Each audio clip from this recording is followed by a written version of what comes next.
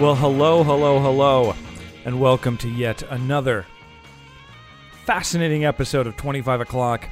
I'm your host, Dan Drago. Welcome to you all. Thanks for finding us. Thanks for clicking, streaming, downloading, in general, making your way through the universe of the internet, of podcasts, of however you got here. I'm not sure. You could have driven here. I'm not concerned how you got here. I'm just happy that you're here. Welcome to the show. This is the second show that I am recording the intro to in my new house. Last show, I recorded the intro in the kitchen, kind of crouched on the floor with a SM58. Now I've kind of moved into the living room dining area. I've got slightly nicer technological accommodations here. Eventually, we will move into the deep secret lair of 25 O'Clock, but I'm still waiting for the paint to dry on the deep secret lair of 25 O'Clock, so we can't go in there quite yet. But thanks for being here anyway, and thanks for moving with me throughout my new house that you cannot see, and I probably won't show you. Anyway, let's talk about the show this week. This show also has a bunch of firsts in it. It's the first time I've had a guy on twice, and that guy is Jayson Verdibello from the band Venice Sunlight. If you remember him from, I think it's episode 6, where we did the 2014 year-end music wrap-up, that was Jay, giving his 2 cents of his favorite tunes and records from 2014, and I decided I had to have him on as a regular guest, because he's such a cool guy. He pretty much embodies the spirit of good time rock and roll. And I thought that, you'd all want to hear it too. So he is the first guy to ever be on this show twice, and also he is the first guest to be taped right here in the brand new 25 O'Clock home in the new house. So way to go, Jay. You're the man. You're breaking barriers. You're a regular Jackie Robinson, except you don't play baseball amidst the times of racial inequality in this country. But other than that, Jay, you're totally Jackie Robinson. Anyway, as I said, Jay is in a band called Venice Sunlight. You can check out all their tunes at music.venicesunlight.com. You can also check that out on the Friends and Neighbors page of 25o'clockpod.com. That's right, it's time to mention 25o'clockpod.com. That's the website of the show that you're listening to right now. And that's got, the newest episodes, old episodes, all kinds of stuff. Got the blog posts and stuff that I write about each episode. And it has a cool little page called Friends and Neighbors, where I put up links to everyone and anyone who's ever been on the show or whose music I've ever played on the show. So if you ever hear something on the show and you're like, man, that is so cool. Dan, you are so cool for playing that on the show. I want to write you letters about how cool you are for playing that on the show. But in the meantime, I'd also like to hear that again. How would I go about doing that? 25o'clockpod.com. Go to Friends and Neighbors page, and you can check out music from Venice Sunlight, who actually may already be on there from episode 6. So I'll just got to bump them up to the top. But yeah, that's what's been going on here. I'm going to keep this brief. I don't really have too much to pontificate on, other than just to say very briefly that today is my 9th wedding anniversary of myself and Mrs. 25 O'Clock.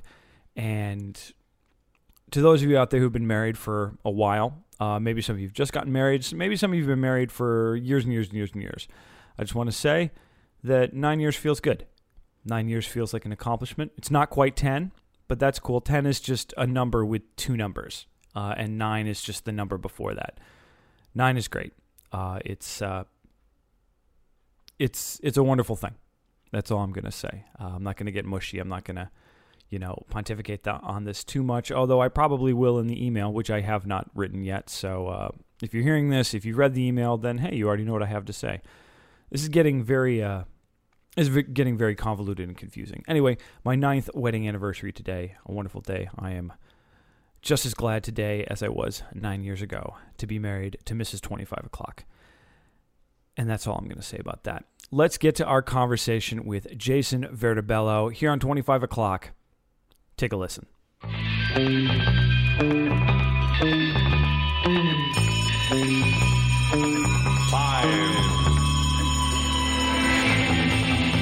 Where did you guys do the record? The Head Room. Where's that? So it was in Fishtown. Okay. So you know how you mentioned Hop Along? And your favorite? Yeah, the guitar player. That's his studio. Oh, cool. Yeah, he's an old friend of mine. Oh, you know him well? Yeah. Oh, God, that record is so freaking good. It's awesome. It's like everything from our high school days or whatever, Yep. distilled into a modern sound. Yeah. And the producer on that was a guy named John Agnello. John Agnello, yeah. Who it turns out has produced like everything I've ever loved.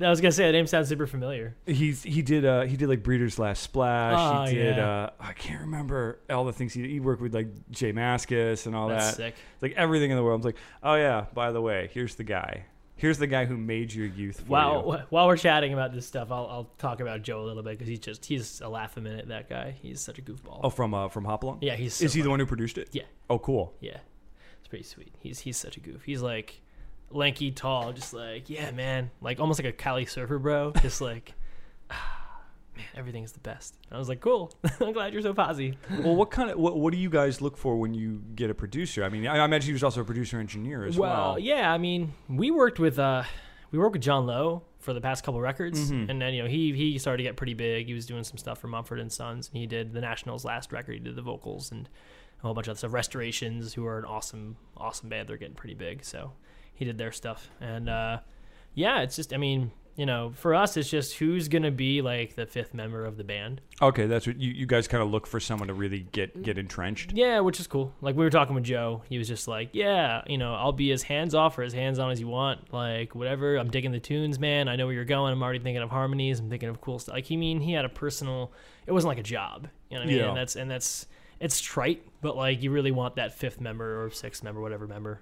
Well, 12th. no, it's key. You need another guy to bounce stuff off of who aren't the same four guys. You're too close to the material. Yeah, you know what I mean. Yeah. So it's something where like, we cut out one part of one of our songs. We cut it in half, and we were like, we would have never thought of that. You know, or like there is a part where the one bass part drops out, and then everything comes back and it just sounds much bigger. And because we don't work in a studio environment, we don't necessarily know those. You don't things. think of those things. Yeah, absolutely. Well, that's like that's what you get a producer for. That's what you pay people for. Yeah, exactly. And it's so unfortunate sometimes that bands don't want to pay people That's like ridiculous to Joe or even bigger guys like John Agnello or Yeah. Brian McTeer That's or anything crazy like to that. me. Yeah, that's nuts. Those It's guys like work their ass off. They're not like, people think like, oh, the producer just wants to take his check and go. I'm like, No, not man. anymore. Like That's not the way it maybe goes. back in the 90s. Well, but now you have bedroom producers, man. That you have those people that are like, you know what, I can take this and learn, Logic or GarageBand or whatever, and it'll take me longer, but I could bang out a decent sounding thing, But for us, we were just like, let's go old fashioned. You know what I mean? Like, not even old fashioned, but like let's go to a guy who has produced dozens and dozens of records and just respect the craft. You know what I Yeah. mean? Because that's something where like I got a pretty decent ear. We all have pretty decent Yeah. ears, and we're all pretty vocal about what we like. Yeah. But and I'm sure you guys experience this too on the way home. Like it's good to have like Matt Teacher, for example. I don't know how much he had input on your record, or They didn't have a lot. Like, I mean, they were there as engineers, and they were definitely there to bounce any ideas off of. any question marks or anything like yeah, that. we kind of ended up producing ourselves a bit, which I think may have been the plan or may not have been the plan.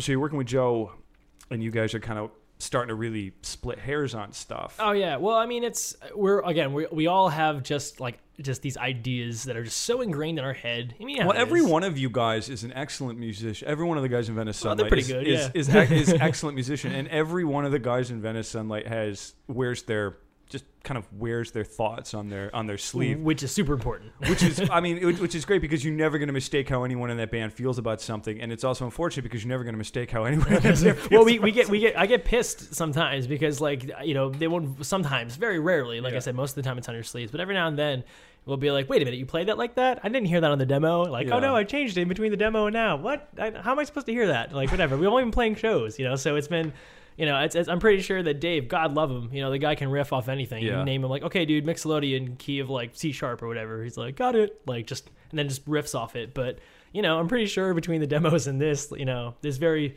there's a good amount of stuff that he kept the same, but there's certainly some stuff that's changed, and we're like, okay, that's cool. But most of the time, yeah, it's like, nope, this is my bass part. Nope, this is my melody. Nope, I'm playing this on drums, and this is why I'm doing it. So it's good though. It's good to have that. I think.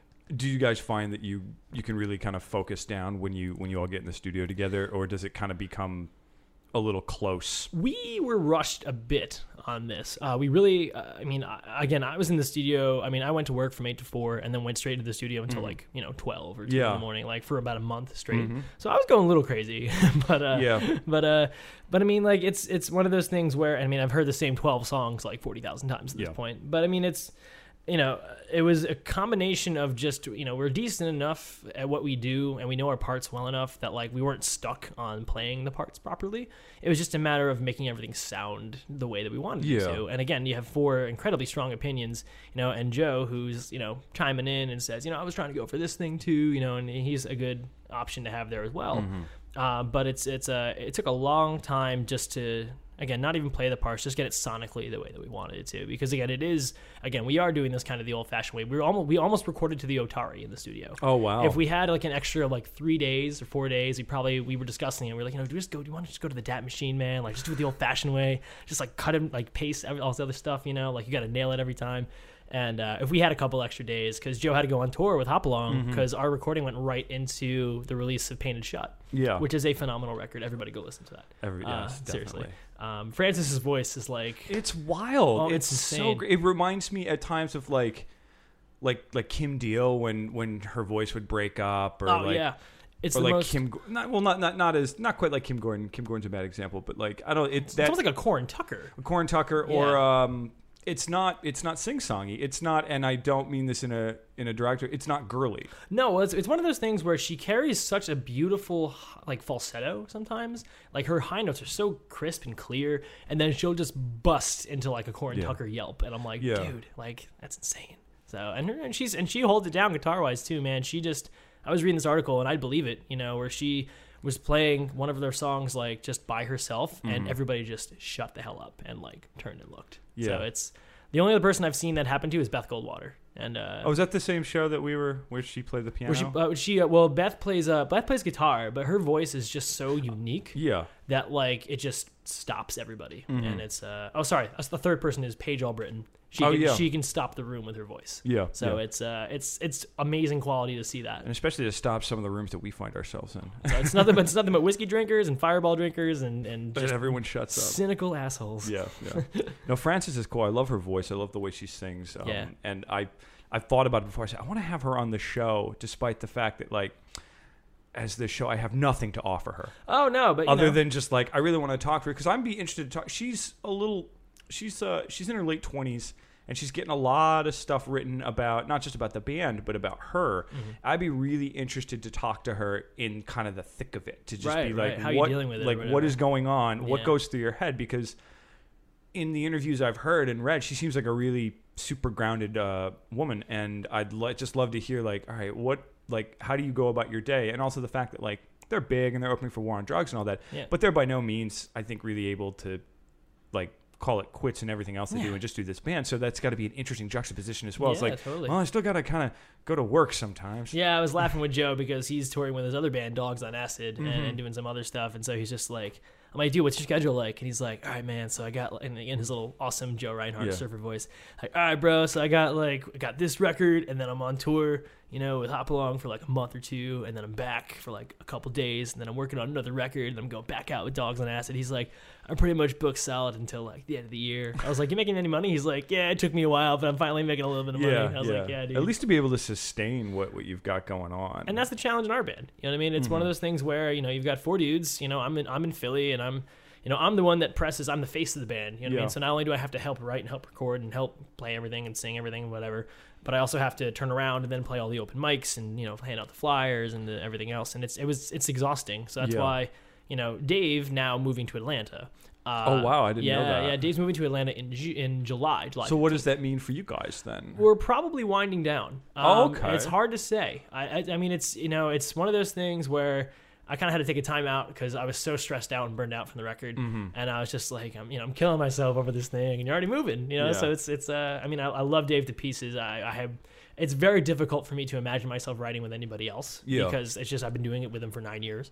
So it's been a very long time, but it's but he's making amazing life decisions. He got engaged to a friend of mine from my elementary school days, who I reconnected with like through Twitter, Facebook, and then she met Dave, and then they started dating, and then she moved up to hang out with him. Then she got a job in Atlanta. Then he just like, oh, well, I can work wherever. So I guess he got engaged, and now he's moving down there in July. So I'm like, well, hey, man, this thing's got a time limit now, So that's part of the reason why I spent so much time like burning myself out because I wanted to make. So that's what the rush of making the record was all you know about. what I mean? And it's one of those things where, and again, getting 4 incredibly intelligent and passionate people on the same page, and also Joe in his way, who's amazingly passionate and intelligent, and definitely is eloquent in what he wants to convey sonically. It was incredibly difficult in such a compressed period of time. So I mean, who knows? I mean, maybe, we haven't really talked that much about it. Alex and I were like, well, do we keep playing? What do we do? It's not feasible for us, obviously, to practice once or twice a week, as I just read on a whole bunch of your stuff from back when you were talking about your days in like, man, how did I do that? Like, I have no idea how I practiced once or twice a week, still sometimes did weekday gigs, weekend gigs, squeezed press in when you could. Oh my God, right? And went to work, and I was married. And I still am married. Thank God. Good work, Lisa. But I'm with you. And God love my girlfriend, man. We've been dating a year and a half, and I've known her for a little, like longer than that. And she gets it, and she's been super supportive the whole time. She's like, I know I'm basically not going to see you for the whole month of May. You know what I mean? Yeah. And she was very supportive of that. But at the same time, I had to step back when we were done with this record and be like, hey, we got a time limit on this thing. I'm killing myself. Yeah. We don't need to be so in everybody's face all the time. So it's cool. I mean, now I'm just taking my time, and maybe this one will be our last one for like a year, and then we'll do like a year. We're going for a full length though right now. Oh yeah, we're which doing is great because everything else you've put out before has been just like 2 snippets. or 3 song things. This is the big thing, It's So this is all the marbles so far. Yeah, all the marbles, man. I mean, we've written 20 songs for this record. And That's then, right. You were telling me that like you was like, well, we want to record 20 songs. Yeah. And then we're only going to keep 12 of them. Yeah, we had a big discussion about that. That's the way that they used to do it, man. You record 20 songs or whatever, and you just write and record, and we worked with Todd McCoy over at Cambridge, who we talked about I think last time, and he's phenomenal. And he was super supportive in the same way that Joe is. Yeah. And he always helps us get a really good sound, and so we were able to kind of discern which ones we wanted to have 12, and then which 10 we want to keep. Yeah. You know what I mean? So it's interesting, to say the least. We got plenty of B-sides now, I guess. Well, yeah, we got 2, and then we have a whole bunch of other ones, but it's funny because I want to release everything, and the other guys are like, well, no, it's not our best stuff. And I'm like, well, who cares? They're just B-sides, just demos. I often found myself riding the line between, like, polished and ramshackle. And who cares? Because I'm like, I don't know, put it all out there. Towards the very end of my band, both myself and James were kind of getting to the point where we were just like, fuck it, put it all out. Yeah. Like we were getting like rough board mixes off of live shows in Pittsburgh, and just like handing it to me. I run it. I kind of do a rough master on it, and we'd be like, just put it out. So half of us wanted to be just like, put it out, and the other half of the band was just like, well, it's not necessarily the best indicator of us. And the argument can be made either way. Either it was foot forward, or it was not the best foot forward. On the other hand, if I always come down to song. I'm like, if the songs are good, if we're playing, I think even if you're not seeing a band live, if you can hear on a recording that like everyone's like having fun, even if it's a little sloppy, you're just doesn't matter. It's the energy. The vibe is good. Yeah. For us, it was just like, let's just put out anything. I think also at the end we both knew that the band was ending, and we were just trying to just put everything out as we could. And it's funny because we're releasing our single, which I believe is going to be "Soul of the City," which is what I'll be playing today, and so, I mean, I love that song. Dave initially was like, I didn't really see that as a single, but I don't, I didn't really think of it that way. And it's funny how that kind of comes around. But to kind of placate in a way, I mean, I agree that this song I'm talking about coming up is good. But like Newark and Hudson is one of the songs that people really know by us. But I wasn't super thrilled with the way that it came out. So I was like, dude, let's just make it the B-side. Like, I mean, that way it's still in the world, but then there's this whole thing. Like I was talking to the other guys, and one of them was like, well, like, I mean, are people going to get confused? I was like, nah, man, that's how they do it back in the day. You what, an A-side and a B-side? Yeah, and I was like, dude, you would put out 2 things. Who cares? Like, it's just because B-side was often a cover too. Yeah, usually. Well, you mean you have the dead wax on the other side, you got to fill it with something. So it's cool, man. We're doing the whole thing. Got 10 tracks and then 2 extras. We'll put them out however we feel like it, and it's going to be, I think, independently colored vinyls. Oh, So, yeah. you're putting the full length out on vinyl? You bet. You're going big, man. Going big, man. I'm telling you, it's old school. You know, we're really taking our time with it. Even though we have a time limit, we're really taking our time with it. It needs to be done right. You know, this is something, especially if it is our last release. You know, we got to leave a good taste in people's mouth. You don't want to screw around and put out something half-assed. I don't want no, we'll get it the next time because there might not be a next time. And that's why, I was sort of going crazy, and I feel so bad for the guys in the band. I apologize if all three of you are listening to this right now. I kind of went crazy and was like, I don't want to deal with this anymore, kind of deal. I was just so burnt out. Yeah. And I was like, look, I want to make the best sounding record we possibly can, but our dude is over touring with Hop Along now. Yeah. I was just at the end of my rope, and I was like, you guys figure out how this sounds, because I'm totally just going to be a yes man at this point. So I'll be over here. You tell me what you I'll want. be over here smoking a cigarette, just chilling out. I don't even smoke cigarettes. That's how stressful this was. But it's cool, man. It's a labor of love, like any cliche, and I'm super proud of everything that kind of came out of that. So, well, cool. Well, let's go back further. Where are you from? Oh, me, I'm from upstate New York. Where are you from in New York? Between Albany and Saratoga. I was going to text James, actually, and ask him how he likes upstate New York, because all the places he played are, around the spots that I used to hang out. Yeah. So you're from Saratoga, or? I'm from Clifton Park, New York. Well, actually, I grew up in a house in Waterford, New York, and I went to the neighboring school in Clifton Park, New York. Okay. And so we mostly hung out when I was getting into, indie rock, punk, whatever you call it, pop punk. We used to go to shows in Latham, New York, Albany, Troy, wherever. You used to go to not the old Valentine's, it's still there. Valentine's. Yeah. When we went on tour, I made sure that we played there, because that's where I saw my very first indie show. Mm-hmm. It was Sum 41 and Gob. Oh, Shades Apart played. And that place is so small too when you think about it. I went back there a bunch of years ago and saw the Figs, the Figs and the Ruds play there, and I was like, this place is not big at all. No, it's not. And you know what, I saw bands like Thursday when they were coming up, Midtown was coming up, all these super big MTV2 bands were packing this place, and it was so sweaty. It was the only place to play in Albany. Pretty much. I mean, they didn't have a music hall. Well, now they've changed the name from a place called Northern Lights. They changed it to Upstate Music Hall. Oh, okay. Which is was sort of like your almost like your TLA meets kind of like a Dobbs-ish kind of vibe. Yeah. And I know bands will still play the Egg, but they got to be pretty big bands. The Egg is the Egg. My dad saw Henry Rollins do spoken word. Oh, cool. Yeah. I know They Might Be Giants that played at the Egg. Well, I think Jayson Isbell just played at the Egg. Yeah, I know. I was trying to get someone to go with James. I was like, I'm scrambling around, I'm trying to help you out. But the acoustics in there, because of the Egg shape, it's just it's quite unique. Oh, it's amazing. Yeah. It's so cool. It's again one of those chamber pop bands would do well there. Yeah, I just like how it juts out of the city like the top of the Starship Enterprise. Yeah, like some sort of mistake. Like it's a piece of the Stay Puft Marshmallow Man just fell, and that's what the Egg is. I'd be interested to know the history of that building, why it is shaped the way it is. I wish I could tell you. I'm not that much of a of a historian on Albany. My dad could probably tell you. He's a big nerd when it comes to that shit. So you grow up in Albany, and you're you're younger than me, but you're not that much younger. I'm turning 30 on Friday. Oh, okay. I was about to say, if you're not 30, you're pretty almost close. there. Yeah, All right, Happy 30. Thank you. Yeah, getting there. So I'm going to Iceland for that. So that's because that's what you do. Apparently. No, my girlfriend loves Iceland. She was like, we're going. I was like, I don't really have the money for that. But okay. That sounds fun. Yeah, no, she loves to travel. So, I hope that informs some more creativity down the pipe. Iceland is a fascinating, one-of-a-kind type of place. It's becoming the hot spot now. I've never been, but everything I hear or know of that comes out of there is always incredibly unique. Yeah, and that's it. I was chatting with my buddy Krills Wilson, and he was like, him and his wife, they were on their honeymoon in Iceland, and I guess they were at a nightclub in Reykjavik, and they saw the mayor. So they took a selfie with the mayor just partying in this nightclub in Reykjavik. I was like, all right, that's pretty cool, and Jess, my girlfriend, has this entire itinerary planned out. She loves it there, so I was like, there's this new airline called WoW Airlines apparently that jets you up there for not too much money. From the States to Iceland? Yeah, we're going to BWI and flying up. Oh, so wow. I feel like I'm talking my weekend plans on a podcast. No, that's cool. That's people. So everybody go to BWI and fly up to Iceland. It's pretty rad. So I have to check that out. Yeah, dude. I also enjoy the travel. Yeah, it's good, man. If I had a little bit more money, I'd travel more. But money and time. Yeah. Yeah, it's never enough. To money. I'm with you. to money. That's my word. I'm not trademarking that. Patent pending. What a nerd. Yeah. No, yeah. So upstate New York, So you're growing up there. So you're 30. So you're about 4 or 5 years younger than I am. Mm-hmm. So you graduated high school in 03. Yeah.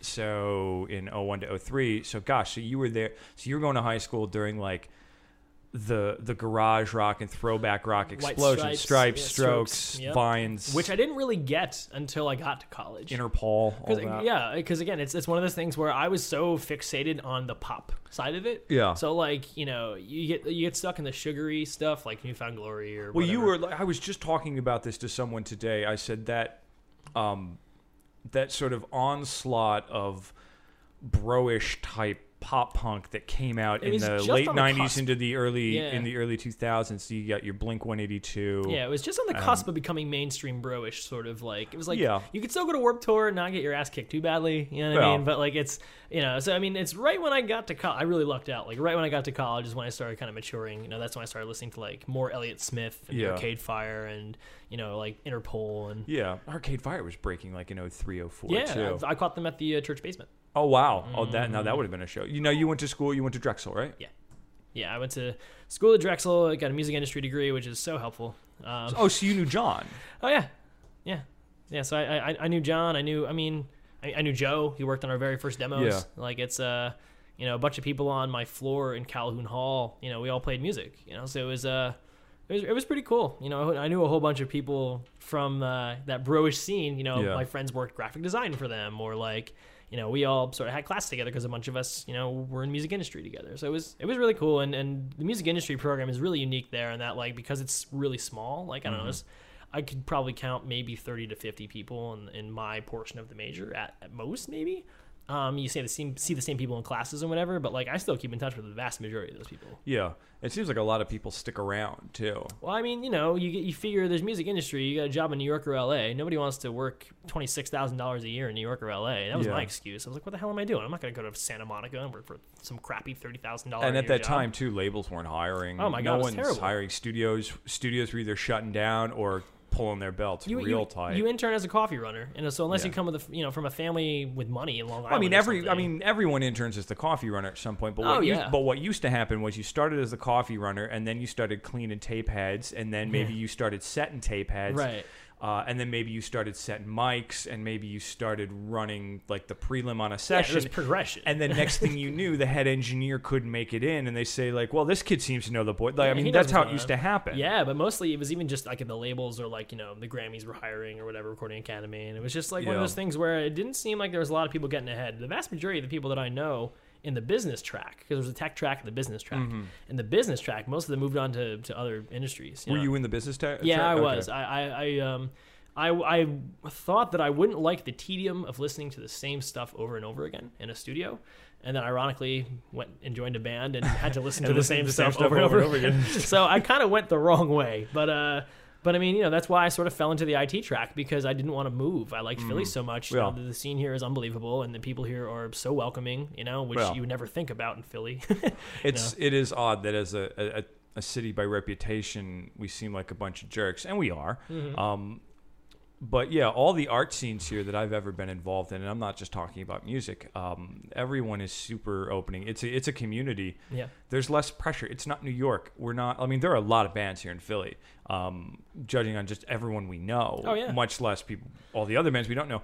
But because it's not New York, I feel like the bands kind of hang out a little longer. Yeah. Like a band can just kind of hang out, and success or no success, they'll just keep plugging because they'll just do it. I mean, that's sort of how we were. It took us 3 years to get from our previous stuff to this, because we were just road testing stuff. You know what I mean? Like, it was just fun. Like, we had those 20 songs. We wrote them. We figured out which ones worked live, which ones don't, which fit sonically with the record, which ones don't. And people were receptive enough to be like, that one's awesome. No, that one's awesome. So it was good, honest feedback. Musicians, they'll call you out on your bullshit. They'll tell you if you're being self-indulgent. They'll tell you if a melody doesn't work, if they can hear when you're flat on something. I've gotten a whole bunch of criticisms for that, and I never take it personally. It's because I would do the same. So it's a good, honest dialogue between musicians, producers, and artists. It's just you don't see that like anywhere. So no, the pretension seems to be way down, and people just want. It better be. No one's got time for that. Yeah, it's and no one's doing it for. Not a lot. I don't want to say no one, because there are people who are, but like no one's doing it for their living. But it's those people that sort of take advantage of stuff, like they'll show up late on purpose and because they feel like they need a later set, things of that nature.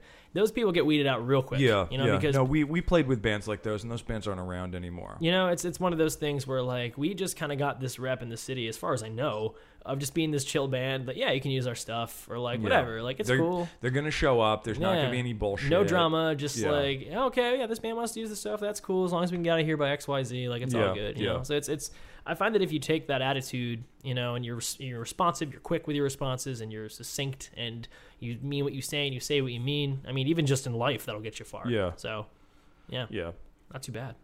So, growing up in upstate New York, when did you? When was the guitar moment? Like, when did you get your first guitar? So I got it when I was like 15. I want to say I still have it. What was it? It's a Fender Mexican Strat. Yeah. So it doesn't sound very good. It's fine. It's okay. It gets the job done. It plays notes that come out of an amp, like you know. So it was fine. You know, you definitely got the job done. I didn't. Were you musically inclined before? Like, did you like piano or any other school instrument or something like that? I've been a vocalist for a lot longer than I've played a guitar. And that's, you know, I used to sit down with giant headphones, much like the ones that we're wearing right now, you know, when I'm like 3 years old, in my little footy pajamas. I would listen to like Sting's Nothing Like the Sun. It was a big thing on repeat for me. And I would sing along to the sax solo because I thought there were so many notes that'd be fun to try and sing along to. My mom used to harmonize with stuff in the car, and it used to annoy me, but then I got like familiar with how to do it. So that's how I learned how to harmonize, was from my mom. Yeah. Were your parents musical? I mean, my dad can play a little guitar, and my mom has a good sense of melody. Yeah. They listen to a lot of music growing up. Yeah. It's, you know, my dad still likes to listen to, like example, we just mentioned Arcade Fire earlier. Yeah. He was like, I just saw this band on SNL, Arcade Fire. They were awesome. Like, I mean, he still keeps his mind pretty open, you know. But my mom just kind of, I mean, my mom likes a good melody. You know, she's like me. So it's pretty cool. You know, both of them are incredibly, of course, I hope they would be incredibly supportive in the choices that I make and honest with their feedback and whatever. But it's you know, it was a very, like, we consumed a lot of music in the household, even if we didn't always, you know, make a lot of it. Which is, that's why, part of the reason why I didn't really get a guitar until I was 15. Yeah. What kind of music was playing in the house? My dad had like the Crossroads, Eric Clapton Crossroads box set, big Zeppelin fan, played a lot of, you know, Beatles stuff constantly. I mean, it's and then my mom was big. You know, my mom and actually my dad too loved all the disco stuff, like Dr. Buzzard and all that other stuff. You know, and every now and then, like a bunch of those disco tracks will still come into my head. And I mean, it's funny because I used to DJ a lot more. I haven't done it lately. But I mean, I'm a huge fan, is from the last podcast I did, of all the disco house stuff and the dance stuff. Yeah. Which is the diametric opposite of what I play. Well, no, but that's the joy of being a well-rounded musician, and not to toot our own horns and all that, but like of being a well-rounded music person, not even a musician. Being able to kind of just pick from all kinds of genres and not really not being hung up about like, well, that's I don't ally with that kind of people, or those. You know, I mean, when I was younger, it was like that. You know, when I was younger, of course, I mean, you don't know any better. Especially when you're into punk too, like that. Like, there's no screaming in this track. The whole Fuck point that, of you know? the whole point of punk is being not only polarizing, but it's being your own little scene that's different from everyone else. And in the meantime, fuck everyone else. Like, that's kind of where you are. Well, it's funny because, you know, watching SLC Punk with Matthew Lillard was a defining moment for me because there's that scene. It's a great movie. Yeah. There's that scene where he's talking to his female interest at the party, and she's like, "Why do you wear your stuff like that?" And he's like, "I don't know, you're just fighting the system, man." And she's like, "But everybody's wearing that here. Don't you realize like you're part of another system?" And he's like, "What?" And that was like the light bulb moment for me when I was like, I gotta stop being so damn close-minded, you know. And that was something where, again, I'm not tooting my own horn. I don't think I'm the most well-rounded person in the world, but I do try to keep an open mind. You know, I listen to everybody's band that sends me stuff. You know, I have a bunch of friends in bands. I will listen to all their demos, and you know, I do my best to keep an open mind about the kind of stuff that I like. Yeah. So.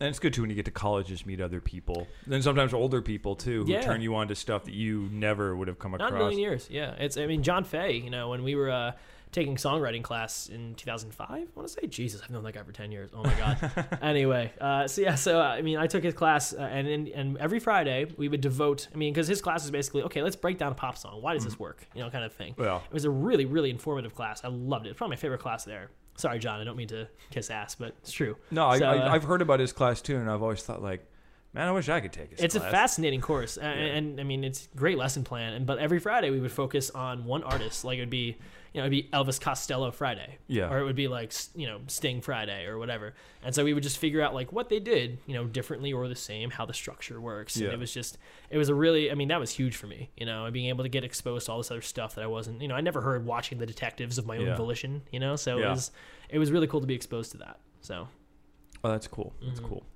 So when did you When did you form Venice Sunlight in the first place? So, I kind of kicked around, dialing back a bit to when I started playing guitar in high school. I mean, I was dating. This will get there. Trust me. So I'm sitting back. I know. Yeah, just kick it back, have a cigar, chill. So I was dating this girl in junior high to high school area, and her little brother really liked when I played guitar, and I wasn't good at all. I didn't really know anything on how to play. My dad bought me like a Nirvana book and like a Santana book, and I was like, these seem really different. But that's okay. So he passed away from I believe it was some form of lymphoma. And your father or the the kid. Oh, okay. Yeah. No, Dad's still here. He's kicking. I thought you just talked to your dad on the phone. Right? Oh no, he's good. He likes to call me with tech questions, which is what a musician will become eventually. Yes, so yes. Either that or a line cook. Exactly. Give me both, I guess. So in any event, so this poor kid. I mean, he was 9-10 years old, and he really liked when I played, and he passed away, and it was a really really heartbreaking experience. Of course, Yeah. I wouldn't ever wish an open casket wake for like a 10-year-old on anybody. Oh God, awful, right? So that kind of like took me out of myself and was like, I mean, the only thing that's pulling me out of this is listening or playing or just doing stuff, and I kind of want to do that, So then I kind of decided I wanted to do something with music, and then ended up at Drexel, and then kind of kicked around a little bit. I played, with some friends of mine on our floor and whatever, like as I said before, played some bass there, played some guitar there, but I mostly focused on vocals. So then I ended up joining a fraternity. This is back when I didn't drink, so riddle me that. And but in my like second or third year, it was second or third year. I saw the first incarnation of Venice, which did not include me at all. Mm-hmm. And they were this 5-piece sort of like punkish, rockish kind of thing that we were talking about, like the bro-ish kind of thing, because that's how they were informed, was coming out of high school. Yeah. And so I just kind of chilled out, did my thing, and I enjoyed it, whatever. And then I go to their shows, I helped write them a song and whatever. And then, one day they decided they want to completely change direction, and they were like, hey, would you be interested in joining this band as our vocalist? So I said, yeah, sure, no problems. I'm totally fine with that, whatever. So I went in and I ripped out all the catalog, and I was like, okay, what do we got, right? This is back in 2009. So to answer your question, to make a short story long, 2009. Okay. And so I went through, and Dave had literally about 100 to 130 demos, and I listened to every single one of them. And I said, let me find 25 to 30 songs that we could make work, and then I'll present them to you guys, and then you guys let me know sort of what you want to work with. So we whittled it down and just kind of took off from there. We had, I don't know, maybe 7 to 10 tracks, and we were writing our own stuff in addition to those demos, so it kind of grew organically from there. And then what happened was that I was just doing vocals, because the guy that invited me in, my fraternity brother, he was playing rhythm guitar, and then eventually he left because he got married. Same story, different person. He got married and moved to Colorado, and so we were like, man, we should really start looking for another guitarist. And then we looked, and we really couldn't find anybody. And I was just kind of like, I guess I used to play guitar in my old band. I could learn some of the parts, and so that's sort of how it evolved. And we never really. I was a stand-in guitar wise, and we never found anybody. So that's sort of how it fell into place. And it's just, but it's been such a good chemistry with everybody. We swapped out bass players, as it were. What happened was that our one bass player left, and then we got somebody else in, Steve, of course, and we're still really good friends, with the old bass player. And there's just, the big thing for us in this band, and as it should be, in my opinion, for any band, is chemistry. Yeah. So you got to be able to stand each other for a long period of time. And again, for as much as we make fun of each other, bicker with each other, or whatever, I love those guys to hell and back, and that's how it should be. So it's ever since then, it's just been us 4 kicking around. Cool. And you did two EPs. Yeah, 2 EPs, and then prior to that, we did a couple demos just to kind of get a feel for what we were looking for. 3 EPs, actually. I got to count the holiday one. Oh yeah, the holiday one. I almost forgot the holiday one. The Festivus. The Festivus. We wrote that song on such a lark. That was so fun. It was funny too. I remember you telling me that you guys were going to do it, and you guys told me that you were going to write a Festivus song, and I remember kind of smiling and be like, "All right, guys, you do you, man." And then I'm thinking like, I'm going to listen to it, but it's probably not going to be any good, right? And then I was like, oh, holy shit. This is pretty good. How about that? Well, that's actually how I was thinking about it, too. I was like, I really hope this song is good, because I don't want to have to wait another year to write another one. You know what I mean? Yeah. So it worked out, and it was funny, because I was like, wow, this song's about a pole. We should make one called Versus the Aluminum Poles, because, again, on a lark, we were practicing and, randomly started playing flagpoles today. And I was like, oh, my God, we should totally cover this. That was fun that you threw that on the back. How did you get around the rights to that, or did you not? I mean, I couldn't find the contact for Harvey Danger. So Yeah. I'll tell you what, Harvey Danger, if we make any money at all, it's all yours. Yeah, Like, yeah. honestly, we do not need the pittance that Spotify gets us for that. I mean, and again, we're releasing it for free, you know, Yeah. it's on every channel we know how, with the exception being like Spotify. And I Yeah. think maybe iTunes. But again, take our money. We do not care. Yeah. So, Yeah. yeah, we claim no rights to that song. But No. it is our most popular one on Spotify. It's got a couple thousand plays. That's the secret. That's the secret, man. Get a cover on there.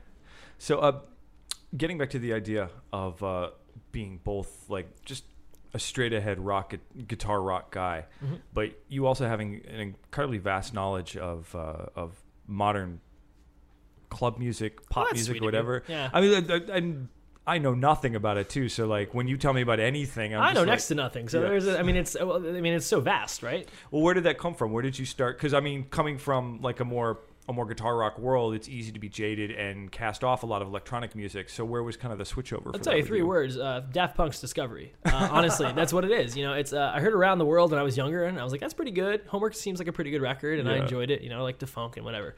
And then when I heard like Daft Punk's Discovery, I was like, this is a record. You know what I Yeah. mean? Like this is like there's some love behind this. You know, and it was just that was a big turning point for me. And then so for me, I mean. From there, I kind of started diving in a bit more, and then the other big one was when Justice released Cross, which was just a phenomenal, distorted, you know, awesome, funky dance record, like clearly informed by a lot of the stuff that Daft Punk was doing at the time. Like all that Human After All, robot rock, sort of Yeah. distorted clipping kind of stuff. So I mean, all this crappy EDM that you hear nowadays, I mean, that was like Daft Punk, you know, circa 2005, and Justice circa 2006 and 7, and that was big for me because that sort of married the rock distortion sensibility and the funk with like the really awesome electronic beats, and that's sort of how I married that. And I was like, man, I could listen to this stuff for just fucking days. You know what I mean? Just like it was so cool. And I've happened to, you know, I became involved with some buddies of mine. The timing was perfect. You know, my buddy Steve Rivera, who does all of our artwork, you know, he taught me how to DJ, you know, just kind of learn on Serato first. I want to dive straight into vinyl, you know, and his buddy John, who I met, we became really good friends. He's my roommate now for like another month or 2. And, you know, he's really big into electronic dance music. So, you know, it was funny because I used to spin some of this stuff like during my later years in the fraternity, and no one knew what the fuck I was doing. Yeah. Like, they're like, why are you playing 50 Cent? Come on, man. Like, it was just like they all wanted to hear, like, you know, Little John, Ludacris, and that kind of stuff. And I was like, I mean, that's cool, but there's more out there. And now, of course, you know, fast forward 5, 6, 7 years, all you hear is David Guetta and all this other crap, you know. And it's cool. I don't know. I mean, I'll be pretentious if I prattle on about it, but for me, like, it kind of hit its crux around, you know, 2008-9 area, and then everybody kind of jumped on board. Oh, well, for the electronic Yeah, music yeah, thing? absolutely. I mean, and then you got, you know, just like, oh, good, here's a formula. Wow, I can make this in Ableton in like 20 minutes. You know what I mean? And then, yeah. There's still guys out there doing some really super creative oh, stuff. unbelievable. And the marrying of, at least in LA, like the marrying of the electronic with the hip hop and Oh, it's like awesome. super experimental jazz. Well, with, that's like there's like Flying the- Lotus Flying and Lotus. Thundercat, and then Kendrick Lamar. Kendrick Lamar's yeah. record is one of my favorite of the year. Like, That record is so it's so dense, man. it's dense both sonically and thematically. I was poring over the Genius page online, just Yeah. like reading all the lyrics and where he like extrapolated this stuff Yeah. from, and just like that guy's mind is on another level. He is like this generation's Chuck D. You know what I mean? He's just There was unbelievable. a great article that came out when that record came out. Was it was a collection. It was a list. Yeah. It was a list of all these people that had worked on the record with him and what they all brought to the table. Oh yeah. And I knew that Thundercat had worked on the record, and I knew that you know, obviously that Flying Lotus had worked with Kendrick before because he's on You're Dead. He's on Your Dead, yeah. But to read about guys like Robert Glasper and things like that, like I didn't know who these guys George Clinton were. was chilling on the couch, apparently. Yeah, Like, he was yeah. just like, yeah, sounds pretty good. And Kendrick's like, what? You know, so it's, yeah. But just to read that article and I kind of went down that rabbit hole a bit on Spotify. God bless. God Honestly. bless Spotify, and then also, you know, goddamn Spotify. No, it's the problem. Like, it's the only game in town, and it pays again a pittance. You know. Yeah, although- I'm from an artist standpoint, what I used to be, and just my other artist friends, I think it's abhorrent the way that they deal with this stuff. On the other hand, from a music listener standpoint, like I don't know what I would do without it. As a consumer, man, I mean, all I have to do is be like, oh, the new Florence and the Machine record is out. Yeah. Click, like that's it. I just sit there and dive through stuff too. Yeah. I keep going through the this related Discover, related artist, Yeah, and yeah. I'll dig real deep into that. I often sit and wonder like what it would have been if like Spotify had been around when I was like 19. Oh my years old. God. I think my head would have exploded. Oh, I don't even know, man. It's just I would have lost sleep for like 3 years. Yeah. Like, it's no, it's one of those things where I mean, and even there will be bands that I meant to listen to that I never got around to. Yeah. So it's like Big Star. Man, I've listened to Yeah. Big Star in like a while. So Yeah. you listen to that and you're like, oh wow, these guys are really good. I got into all this after the rise of the Courtney Barnett records and all that. So I went and dug in because I knew that there was a really good Australian college rock scene from the 80s. You had bands like the Go-Betweens and stuff like that. Right. So I started digging into all these weird Australian lo-fi bands like the Clean and the Wombats. I think you mentioned that. Yeah. And it's crazy good. It's so good. And Yeah. and I without Spotify, I mean, I wasn't gonna go out and buy those records because I didn't know anything about them or knew where to find them. Well, that's what it is. Like, I mean, what I would hope is that if somebody, I mean, this is how you have to think of it. I mean, it's both. You got to think of it both, and this is the most obvious statement that you'll ever hear me say, aside from "Hi, I'm Jay." It's you have to think of it as both a consumer and a producer and artist. Yeah. Because if you're a producer artist, you have to think, how is the consumer going to see this? Because you obviously you want to get paid, but at the same time you need the exposure. So it's almost like interning. It's like Spotify's like a musical internship. You know what I mean? I guess, yeah. Because in that way, if I hear something I like I go out and I buy the vinyl. You know what I mean? And if I like that even more, which I will inevitably because the sound is just better, then I'll eventually go to see them live. So and then you just get involved as a real fan. I think the way that people are coming to music now, I mean, again, talk about obvious statements, has changed so much since we were teenagers or even in college. You had to dig a lot more. You had to dig a lot more, and you were, I think, back when we were teenagers, I think one thing that gets a little lost with this is when we were teenagers in college age, is that the stuff that we did come across, we were a lot more precious with. Oh, yeah. We would listen to records more than once or twice. We would we would buy records based on suggestions or reading something in Spin. Remember Spin? Yeah. Or or Rolling Stone when they actually wrote relevantly about music. Oh my God. And we would get those records and we would listen to them 5, 6, 7 times, waiting for them to click, not being like, oh, this record sucks, it doesn't work for me, because you just spent the money on it. There's no instantaneous gratification. And it's one of those things where, and some records don't give that to you. Some records you got to listen to 4 or 5 times. I mean, like, before. so when I was talking about Burn Piano Island Burn, right? For the Blood Brothers record. I mean, for me, I had downloaded it and I was like, I need to unpack this record. You know what I mean? Because there was so much going on. And so it was one of those things where like I wanted to listen to it. And why is Pitchfork giving this record like a 9 something? Like I got to figure out what it is. And I mean, and sometimes it clicks and sometimes it doesn't. But the point is that you take the time to do it. Yeah. I guess that's why the Arcade Fire never clicked with me either. And I gave them a lot of shots. I just not my thing. Yeah, it's fine. But I remember when I first discovered the Blood Brothers, and I was just like, that guy screams really high. That guy screams really low. A little lower than that. And they switched like to 5/4 and 4/4 and then 7/8. Like, what is happening? That's just a wild, wild band. It is frenetic, man. I caught them at the Troc. They were nuts. Man, I've never seen them. Yeah, they're reunited. I think reunited now or something. Oh, good for them. Yeah, good. something like that. It was crazy. Yeah, good stuff. The music of our youth. Nostalgia. Cool. Well, do you want to play? Yeah, I can jam out a few. Yeah, let's do that. Let's get you set up for that. Cool. All right.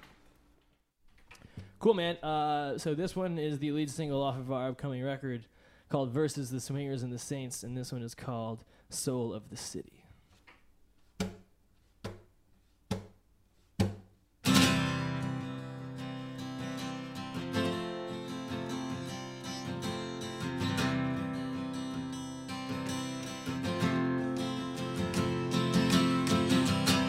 Stormed in the bar and said, I need a whiskey. But the glass in my hand never stood a chance. I stormed out the bar and met 3 hours later. Well, I guess I never had the nerve to dance. And we got tired.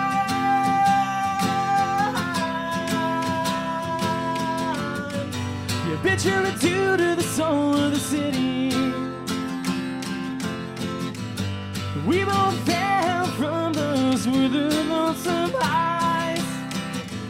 As I insisted, you sold me my body. Ooh, you said instead let's use those narrow stairs tonight. All right. Back at the bar, we both made our excuses.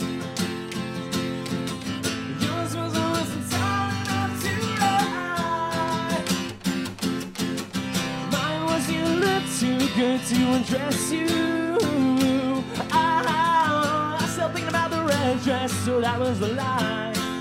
The lie we got time.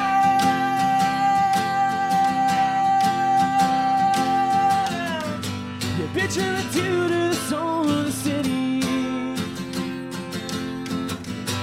We both fell from those were the lonesome heights. Yeah, as I insisted, you sold me my body. You said instead let's use those narrow stairs tonight.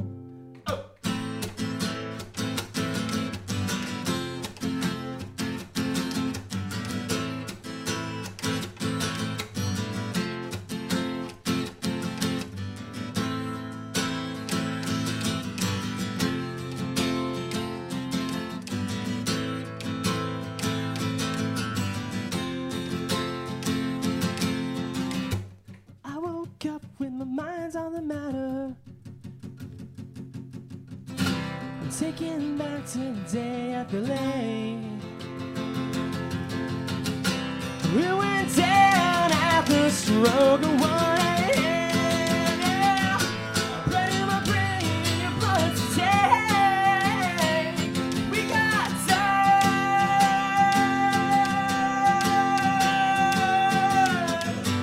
Picture it two to the soul of the city. We both fell from those were the lonesome heights. Oh, as I insisted, you sold me my body. Ooh, you said instead let's use those narrow stairs tonight. Oh, I was a stone on a string while you were taking flight. All right.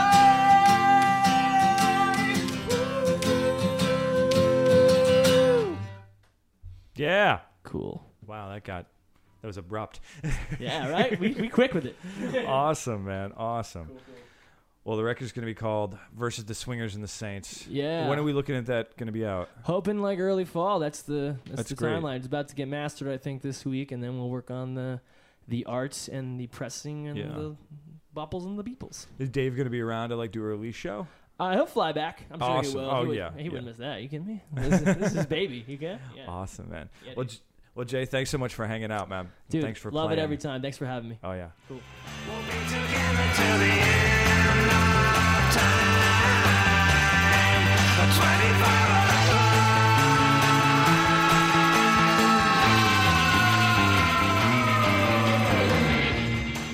Well, that was awesome. That was great. Big thanks to Jayson Verdibello for being on the show, for playing his tunes, and for chatting with us, being an all-out cool guy, for embodying the awesomeness that is rock and roll, and for exiting my home after the interview into a deluge of a rainstorm, rebuking all of my offers of an umbrella. That guy is hardcore. I assume he got home okay. I saw nothing in the paper the next day of some rock and roll hooligan drowning in a rainstorm. Or if they did, it wasn't Jayson Verdibello. So, I would feel sad for any rock and roll hooligan who drowned in a rainstorm, but it wasn't Jay. And we're going to back away quickly from this morbid turn that we've taken right here to let you know that you can check out Jay's music and his band Venice Sunlight at music.venicesunlight.com. Get in the know. Get ready for their new record called Venice Sunlight versus the Swingers and the Saints. I've been waiting for this record for a while. I'm excited it's coming out. I'm even more excited that John from Hopalong is the producer on it. I'm a huge Hopalong fan. I didn't know that they knew each other. I didn't know that those two paths were crossing at all. So that's even better. Venice Sunlight versus the Swingers and the Saints.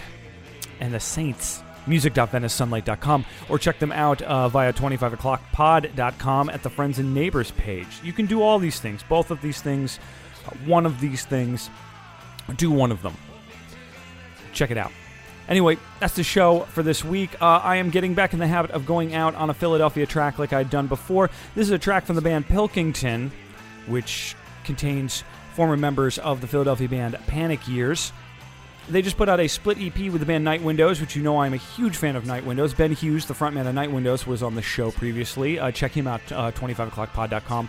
This is a song from Pilkington called All to Work from the split EP they've done with Night Windows. And that's going to do it for this week. My name is Dan Drago. This is 25 o'clock. Thank you all for being here. Thank you all for tuning in, and I will catch you next time.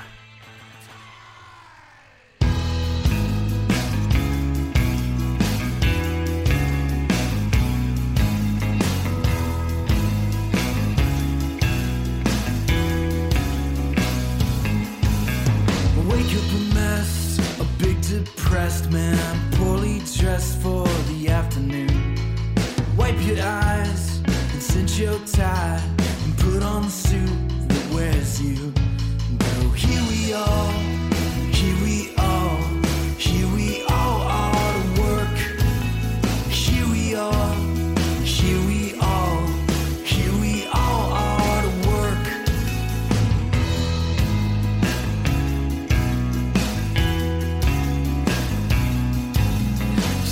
Time towing the line and looking in the rear view. You were bye soul with the entity down your throat screaming.